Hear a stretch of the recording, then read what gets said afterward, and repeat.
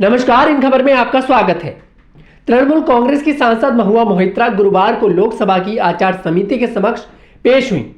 महुआ और विपक्ष के दूसरे सदस्यों ने समिति की बैठक में चेयरमैन पर व्यक्तिगत, अनैतिक और अभद्रता वाले सवाल करने के गंभीर आरोप लगाए हैं। इस मामले पर राजनीतिक संग्राम छिड़ा हुआ है और खूब आरोप प्रत्यारोप लगाए जा रहे हैं। अब बीजेपी सांसद और समिति की सदस्य अपराजिता सारंगी ने महुआ मोहित्रा को बहुत अहंकारी, असभ्य व्यवहार करने वाली और बेहद कड़वी कहा है। समाचार एजेंसी एएनआई के मुताबिक अपराजिता सारंगी ने टीएमसी सांसद के बारे में कहा, उनको नहीं पता था कि किस तरह से अपने आप को कमेटी के समक्ष व्यक्त करना है, क्योंकि वो बेहद ही गुस्से में थी। अपने गुस्से की वजह से उन्होंने समिति की बैठक में असंसदीय भाषा का प्रयोग किया। एथिक्स कमेटी के सदस्य ने कहा कि उन्होंने समिति के अध्यक्ष और अन्य सदस्यों के लिए जिन शब्दों का इस्तेमाल किया उनको सार्वजनिक तौर पर नहीं बोला जा सकता।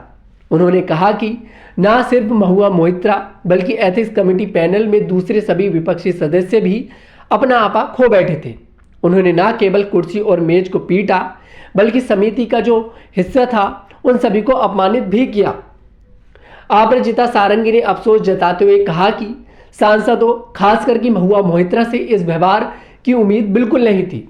उनको शालीनता के साथ व्यवहार करना चाहिए था। उन्होंने ये भी कहा कि उनको बहुत अधिक आक्रामक, बेहद अहंकारी और बहुत अधिक अशिष्टता नहीं रखनी चाहिए। उनके स्वास्थ्य के लिए ये अच्छी नहीं है। गौरतलब है कि महुआ मोहित्रा पर रिश्वत लेकर सांसद में सवाल पूछने के गंभीर आरोप लगे हैं। इस मामले की जांच कर रही समिति ने उनको जवाब देने के लिए 2 नवंबर को तलब किया था, लेकिन बैठक में पूछे गए सवालों को लेकर हंगामा खड़ा हो गया। इसके बाद समिति में विपक्ष के दूसरे सदस्य बैठक में बॉयकॉट कर बाहर आ गए।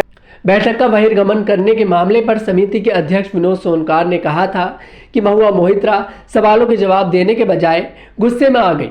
उन्होंने सभापति और समिति के सदस्यों के लिए असंसदीय भाषा का इस्तेमाल किया।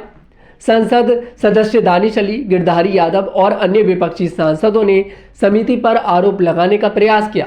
इसके बाद बैठक से बाहर चले गए। उन्होंने कहा कि कमेटी द्वारा बैठकर आगे की कार्रवाई तय करेगी।